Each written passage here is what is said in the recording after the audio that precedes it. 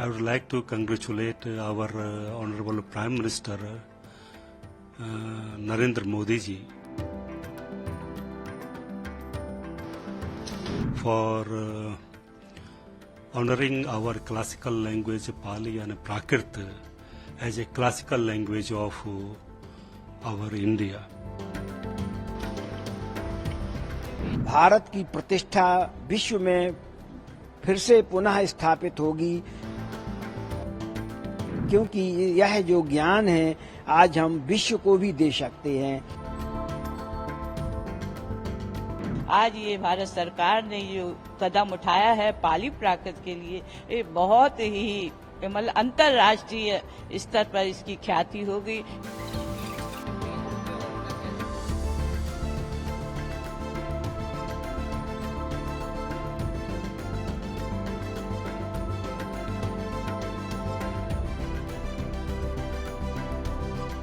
भारतीय संस्कृति संस्कृत, पाली एवं प्राकृत में ही प्राप्त होती है। आज से 2000 साल 1500 साल पहले का जो भी साहित्य है समाज का, चाहे संस्कृति धर्म, वह इस पाली प्राकृत भाषा में ही प्राप्त होता है। तो इस तरह से यह जो छिपा हुआ ज्ञान है यह उजागर हो सकेगा और भारत की प्रतिष्ठा विश्व में फिर से पुनः स्थापित होगी, क्योंकि यह जो ज्ञान है आज हम विश्व को भी दे सकते हैं। और संस्कृत पाली प्राकृत की कम से कम लाखों पांडुलिपियां हैं जिन पर अभी काम नहीं हुआ है।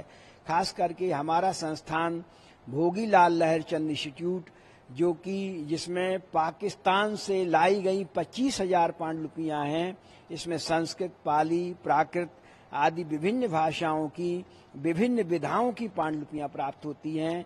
इसमें साहित्य, व्याकरण, ज्योतिष, आयुर्वेद, विदेशों से भी लोग आकर के हमारा ज्ञान ले जाते हैं। जब अब हमको शास्त्रीय दर्जा प्राप्त हो गया है तो अब शासकीय सहायता के माध्यम से एक शासकीय संस्था स्थापित होगी, विद्वानों को प्रोत्साहन मिलेगा, छात्रों को रोजगार प्राप्त होगा और अच्छा एक उत्साह का माहौल बन गया है। 2 दिन से सभी हमारे पाली प्राकृत के विद्वान एवं संस्थाएं खुशी प्रकट कर रहे हैं, एक उत्साह का माहौल है। हम पुनः भारत सरकार प्रधानमंत्री जी को, भाषा समिति के पद्मश्री श्री चम्मू कृष्ण शास्त्री जी को, केंद्रीय संस्कृत विश्वविद्यालय के यशस्वी कुलपति जी के प्रति कृतज्ञता ज्ञापित करते हैं।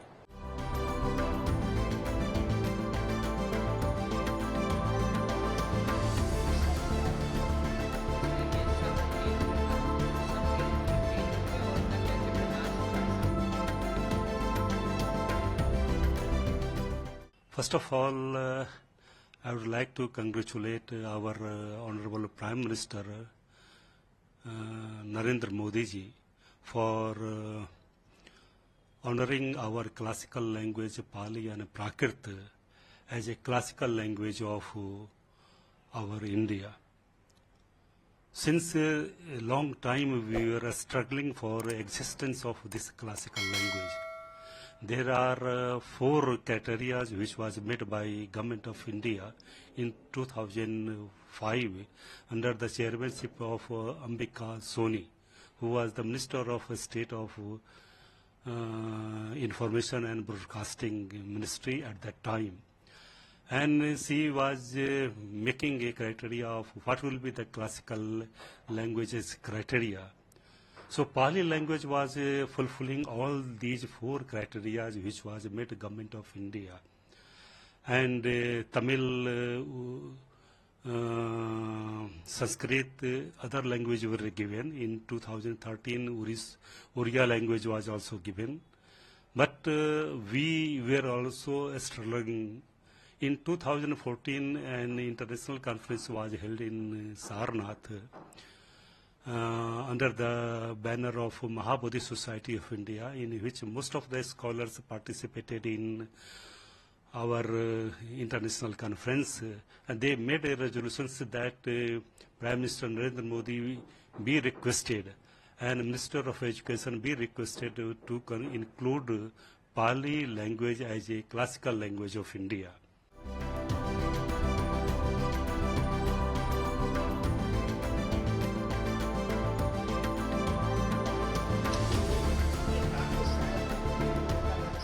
पाली भाषा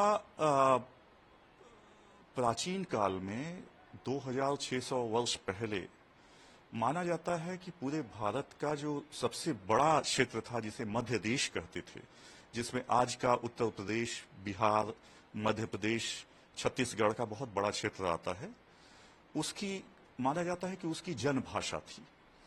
और जन भाषा होने के कारण भगवान बुद्ध ने उसी भाषा को अपनाया कि उस भाषा में वो अपने सारे उपदेश देंगे। भगवान बुद्ध के सारे उपदेश पाली भाषा में संपादित हुए, संकलित हुए। तो जिसे हम त्रिपिटक बोलते हैं या हिंदी में हम त्रिपिटक बोलते हैं, वो सारा के सारा बहुत विशाल साहित्य है और वो पाली भाषा में संकलित है। भारत से ही पाली साहित्य पूरी दुनिया में Thailand, Sri Lanka, Burma, Cambodia, Laos, पूरे साउथ एशिया के देशों में, साउथ ईस्ट एशिया के देशों में भारत से ही गया।